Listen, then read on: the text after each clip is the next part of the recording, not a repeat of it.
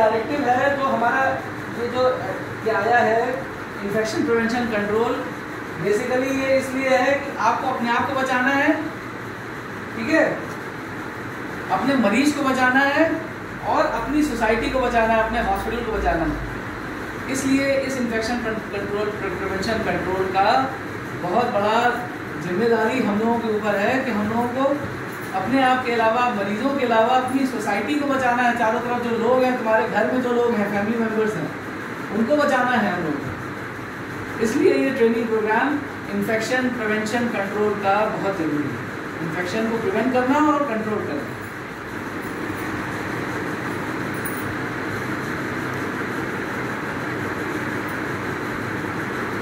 इसमें हम लोग जो सबसे जरूरी चीजें हैं वो 4 चीजें सीखेंगे आज। हैंड हाइजीन सीखेंगे आज हम लोग, ठीक है। तो हम लोग फेस मास्क, हम लोगों ने मेन चीज समझ ली, फेस मास्क। इसके अलावा जितना दूरी बना सके मरीजों से उतना दूरी, ये पॉसिबल हमेशा नहीं हो सकती है, जैसे इसी समय पॉसिबल नहीं है, दूरी नहीं बना सकते, लेकिन फेस मास्क लगाना बहुत जरूरी है। फेस मास्क प्रॉपर लगाना बहुत जरूरी है और हैंड हाइजीन जरूरी है।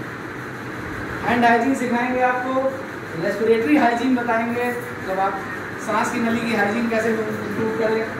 इसके अलावा तो पर्सनल प्रोटेक्शन इक्विपमेंट के बारे में बताएंगे कि पर्सनल प्रोटेक्शन इक्विपमेंट कैसे पहनना है और कैसे उसको उतारना है, क्योंकि अगर आपने पर्सनल प्रोटेक्शन इक्विपमेंट को पहन लिया और सही तरीके से नहीं उतारा तो आपको कोरोना हो जाएगा, क्योंकि वो कोरोना के मरीजों के लिए बचाने के लिए अपने आप को, ठीक है, उसको बोलते हैं dawning doffing of PPE equipment.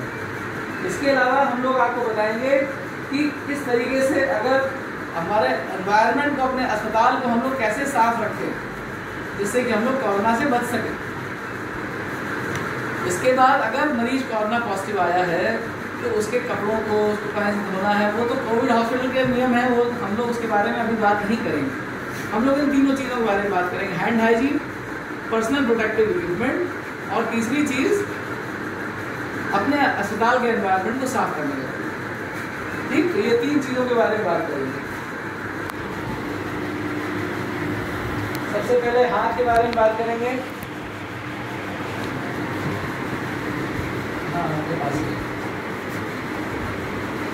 हाँ, कहाँ पे हाथ लगता है सबसे ज़्यादा, बताओ, सबसे ज़्यादा हाथ कहाँ लगता है? चेहरे पे ज़्यादा लगता है सर, चेहरे सबसे ज़्यादा है। उससे भी ज़्यादा जरूरी मोबाइल में लगता है। हाँ, मोबाइल में लगता है। चेहरा तो बाद में है, सबसे पहला मोबाइल। हर समय, हर 10 मिनट पे आदमी अपना मोबाइल चेक करता है, अगर खाली बैठा है। ये आंकड़ा है, हर 10 मिनट पे अपना मोबाइल चेक करता है। तो मोबाइल, अगर आप कहीं भी जाते हैं तो आप डोर के हैंडल खोलते हैं, डोर के हैंडल्स। सिस्टर लोग ज़्यादातर सिरिंजेस या मेडिकेशन की वाइल्स होते हैं, एलए की वाइल है या कोई वाइल है, उसको जल्दी जल्दी देखते हैं। इसके बाद मोबाइल हो गया, इंस्ट्रूमेंट्स, स्टेथोस्कोप, ये है जी, कुर्सी और नहीं है,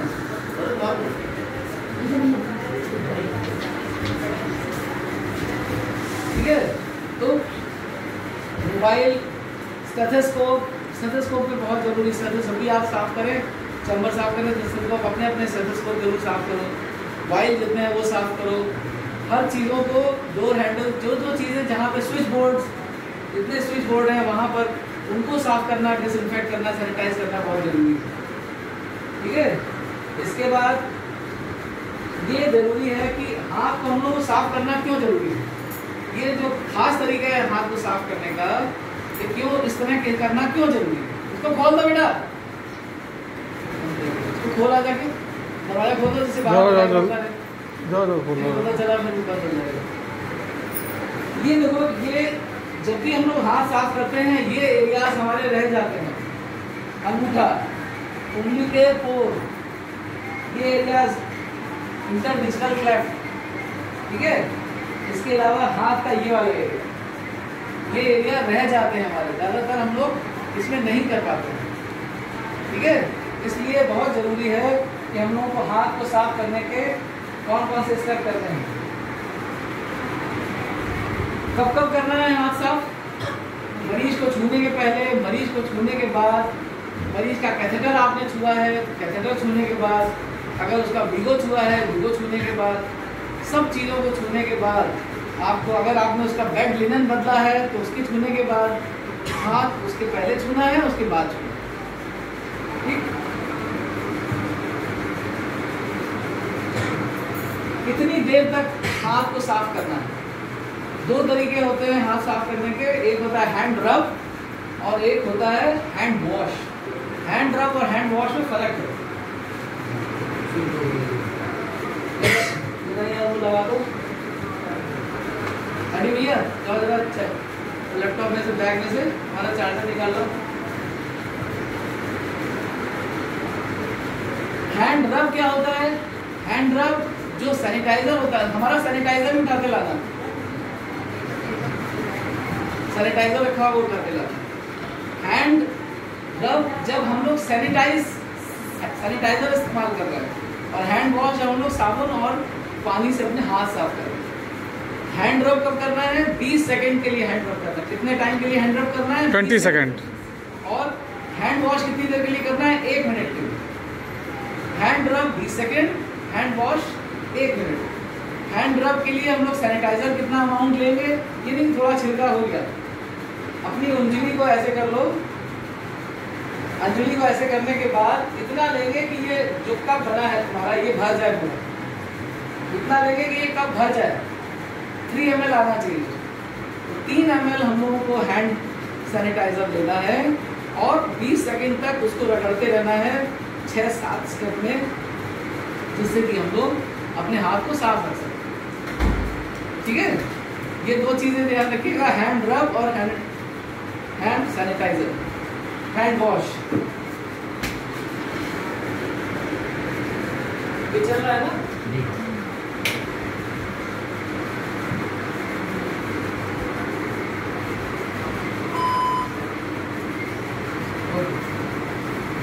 हैंड वॉश कितनी देर करना है? 1 मिनट तक। तो अपने आप गिनती इधर इधर आ जाता है, बहुत भीड़ मत हो जाएगा। हैंड वॉश कितनी देर करना है? 1 मिनट तक। हर स्टेप में 10 तक गिनती गिननी है। जो 7 स्टेप आपको बताए जाएंगे उसमें आपको हर स्टेप में 10 तक गिनती गिननी है। कोशिश करो कि आप लोग वॉच या अंगूठी खास तौर पर ना पहने। कितने लोग अंगूठी के अलावा पहने हुए? अंगूठी के अलावा कितने लोग पहने? कलावा, अंगूठी, सब चीज़ें पहनना बंद कर दीजिए आप इस समय। ठीक है, क्योंकि वायरस वहाँ आएगा, आप धो नहीं पाएंगे इसको। अंगूठी कलावा हटा दीजिए, और अंगूठी कलावा हटाने के बाद कम से कम साबुन से, उबले पानी से, उबला पानी नहीं भी सही, रनिंग वाटर में आप अपने हाथ को वॉश करते हैं। रिमूव ज्वेलरी बिफोर हैंड रब, 15 से 20 सेकेंड हैंड रब, हैंड वॉश 40 से 60 second. Volume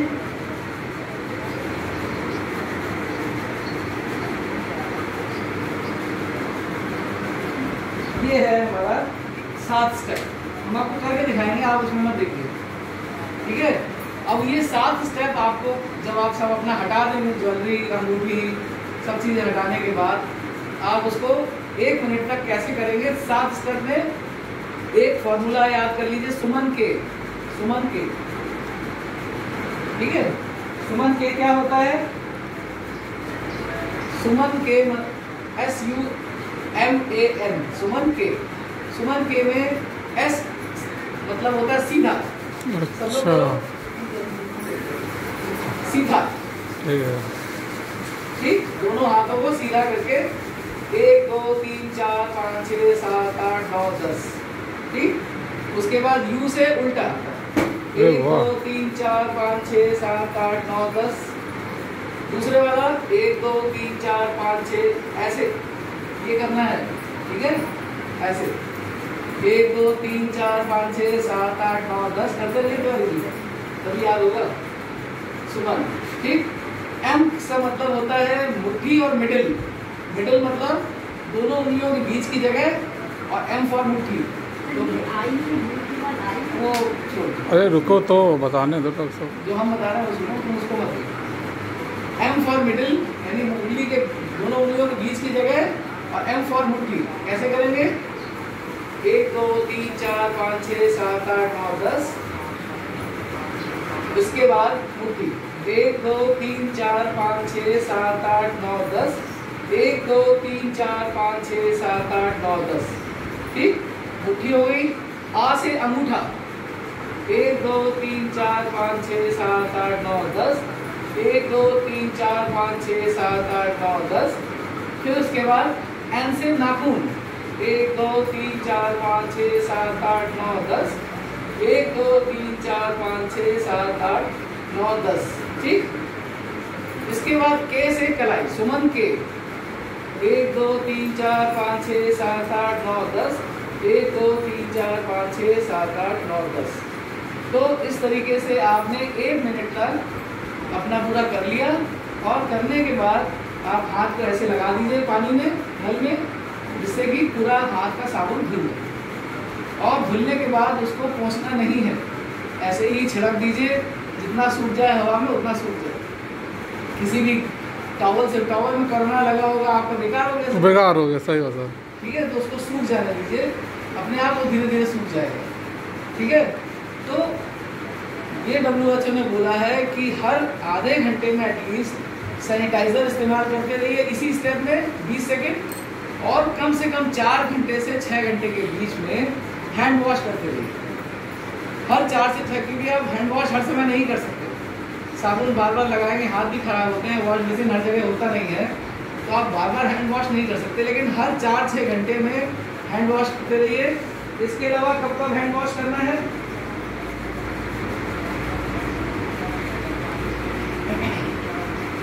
after using PPE, अगर आपने पर्सनल प्रोटेक्शन इक्विपमेंट पहना है उसके बाद बहुत ज़रूरी है, क्योंकि कोई ना कोई कोरोना वायरस तो PPE किट से आपके हाथ में आया ही होगा। ठीक है, ग्लव्स उतारने के बाद, जब भी आप ग्लव्स उतारें, ग्लव्स पहनना कोई ज़रूरी नहीं है। आप ग्लव पहनेंगे आपको फॉल्स आपके अंदर सिक्योरिटी आ जाती है कि हम लोग ग्लव पहन के अपने आप को बचा रहे हैं। ग्लव्स बेसिकली बनाए गए हैं सर्जन्स के लिए कि सर्जन्स अपना इन्फेक्शन मरीज को ना दे दे। यहाँ पे क्या है, हमको मरीज से और सराउंडिंग से इन्फेक्शन हमको ना मिले, अपने आप को सेव करना है। तो ग्लव्स आप अपने आप को सेव नहीं कर रहे। आपने ग्लव पहना, आपने ऐसे करके ग्लव इधर लग गया, यहाँ आ गया कोरोना, आपने ग्लव ऐसे करा, ऐसे करा, बाहर में लग गया कोरोना, तो वो वायरस तो ग्लव्स में मौजूद है ना। फिर आप ग्लव उतारेंगे, पता चला आपने गलत तरीके से ग्लव्स उतार दिया। अभी ग्लव्स पहने, उतारने का भी तरीका आपको बताएंगे हम। ग्लव आपने गलत तरीके से उतार दिए तो आपको कोरोना लग जाएगा हाथ में। तो ग्लव को कॉम्प्लिकेटेड कोई रिकमेंडेशन नहीं ग्लव पहनने की। ग्लव पहनने का रिकमेंडेशन तब है जब हम लोग किसी गंदे पेशेंट को गंदे सिक्रीशंस के साथ छू रहे हैं, तब आप ग्लव को पहनें। आपको रूटीनली ग्लव्स नहीं पहनने हैं कि हर समय ग्लव पहन के घूम रहे हैं, ऐसा नहीं करना है। कोई गंदी कैथेटर डालना है, पेशेंट को सफाई करना है, कोरोना पेशेंट है उसके को खाना खिलाना है, उस समय पहन के PPE के साथ डाल दीजिए उसको। ठीक है, तो ग्लव्स उतारने के बाद आपने कहीं छू लिया है, ब्लड को छू लिया है, बॉडी फ्लूइड्स को छू लिया है, तब करना है। उसकी लैट्रिन छू ली है, उसकी पेशाब छू ली है, या आप अपना खाना खाने जा रहे हैं, उसके खाना खाने के पहले और खाना खाने के बाद, इतना तो आपको हाथ धोने ही धोने हैं। और 4 से 6 घंटे में रूटीनली हाथ धोते रहिए। घर से बाहर निकले चाहे नहीं निकले, मान लीजिए 8 बजे से 5 बजे तक घर में हो, तब भी हाथ धोने, क्योंकि आप, हमने अभी यही बताया कि कोरोना वायरस घूम रहा है, हमारे वायरस हमारे एनवायरनमेंट में है, आपको नहीं मालूम कि वो कहाँ पे कितनी देर के लिए घूम रहा है। और एक बात और समझ लो, जब तक पूरी पॉपुलेशन को 60% पॉपुलेशन को कोरोना वायरस इन्फेक्शन नहीं हो जाएगा, तब तक ये वायरस बढ़ता ही रहेगा। जब ये हो जाएगा 60% लोगों को, तब इसकी इम्यूनिटी, हर्ड इम्यूनिटी कंट्रोल करना शुरू करेगी इसको। ये साइंटिस्ट का नया स्टडी है कि कोरोना वायरस तो होगा ही होगा, 60% होगा। अभी हम लोग मुश्किल से 25% टेस्टिंग कर रहे हैं। अभी हम लोग टेस्टिंग बढ़ा दें, 60-70% करने लगे, ये टीवी सब आगे फेल हो जाएंगे। कोरोना पॉजिटिव हम लोगों में बैठे होंगे 4-5, लेकिन हम लोग अपनी बॉडी की इम्यूनिटी से बच रहे हैं और ये ज़रूरी भी है। अगर ये नहीं बचेंगे हम लोग तो हर्ड इम्यूनिटी नहीं आएगी। इसलिए ऐसा नहीं है कि इसीलिए बाहर के देशों में भी, अमेरिका में सबने लॉकडाउन नहीं किया था। उनको लगा कि नहीं हम लोग हर्ड इम्यूनिटी बढ़ाएं, लेकिन हर्ड इम्यूनिटी उनकी इतनी थी नहीं कि वो बढ़ पाए, इतनी तेज़ी से बढ़ेगी नहीं, उसमें वो फेल हो गए। तो हम लोग दोनों काम कर रहे हैं, हम लोग हर्ड लॉकडाउन भी कर रहे हैं और थोड़ा थोड़ा एक्सपोजर भी ले रहे हैं। ये ज़रूरी है, इससे डरना नहीं है, बस सावधानी पूर्वक काम करना है। अपना काम सावधानी पूर्वक करते रहो, सब कुछ अपना काम करो, सावधानी पूर्वक करो। ये प्रिकॉशन बरतते रहोगे, फेस मास्क पहनते रहोगे, सैनिटाइज करते रहो, कोई परेशानी नहीं है। तो कौन करके दिखाएगा जरा, करके कौन दिखाएगा? हाथ हैंड वॉशिंग। चलो रानी तुम करके दिखाओ, खड़ी हो वहाँ पे, हैंड वॉश करके दिखाना।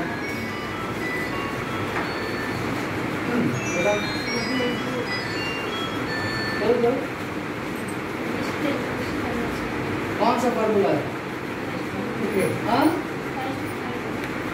अरे फार्मूला बताओ ना, याद करेंगे कल। वैसे बताओ।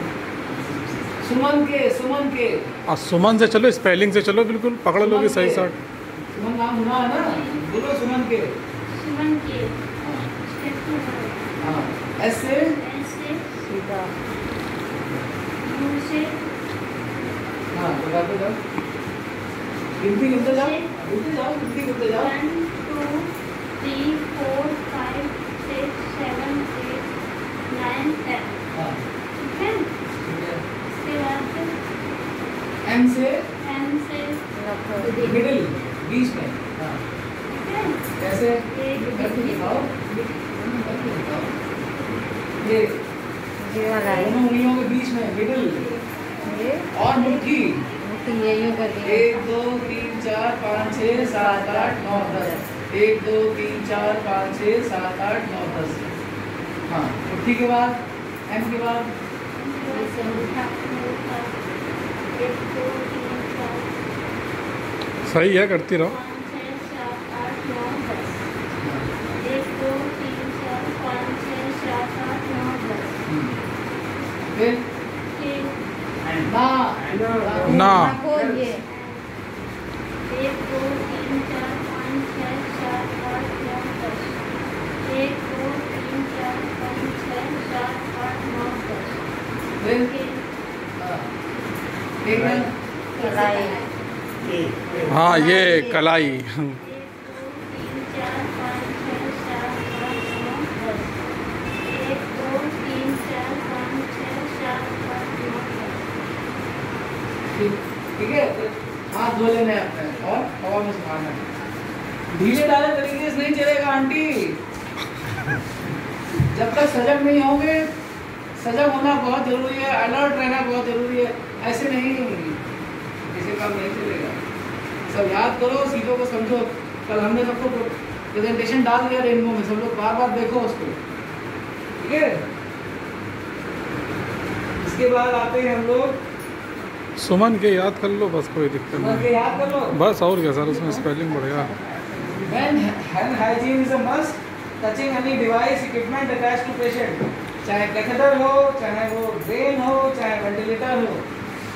ड्राइंग है सैंपल, जब भी तुम याद रखो। Yes sir, yes sir. जब भी सैंपल निकालना है, स्पेसिमेन निकालना है, ब्लड निकालना है, जी, जी। लाइन डालनी है, कैथेटर डालना है, इंट्रावीनस कैथेटर डालना है, ठीक है। इसके बाद पहले करना है, इसके उसके बाद में भी करना है। प्लस अलमारी के हैंडल, दरवाजे के हैंडल, कार के हैंडल, पेशेंट का चार्ट, मॉनिटर, बीएसटी छूने के पहले, बीएसटी छूने के बाद, ठीक है। और अपना माउथ, हवा, हाथ सब छूने के बाद बार बार हाथ साफ करते रहना। तुम लोग भी ध्यान रखो, ज़्यादा ज़्यादा हाथ साफ करने को। तो सैनिटाइजर लेते जाना, सैनिटाइजर ऊपर रख लो अपने पास, ठीक है, हम लोग पास है। इसके बाद रेस्पिरेटरी हाइजीन। रेस्पिरेटरी हाइजीन क्या होती है? रेस्पिरेटरी हाइजीन क्या होती है? आपको एरोसॉल प्रिवेंट करना है, एनवायरनमेंट में एरोसॉल ना पहुंचे, ठीक है।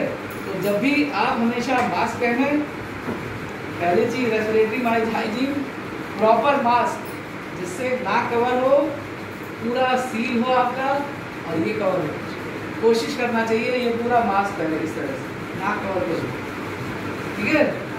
तो मास्क जरूरी है। जब आपको खांसी आए या आपको छींक आए तो आपको डबल लेयर कर लेना चाहिए, यानी कि अगर आपके पास नहीं है और मास्क के साथ साथ आपके पास अगर रुमाल है तो उसको रुमाल, नहीं तो दोनों हाथों से, और नहीं तो अपनी कोहनी को ऐसे रख कर इस तरह से करेंगे, ठीक है। अगर ये नहीं करना है कि ऐसे कर रहा है, ऐसे नहीं करना है, छींक आ रही है छींक दिया, ऐसे नहीं करना छींक, ठीक है। इस चीज़ का ध्यान रखना है, साफ करना है अपने आप को।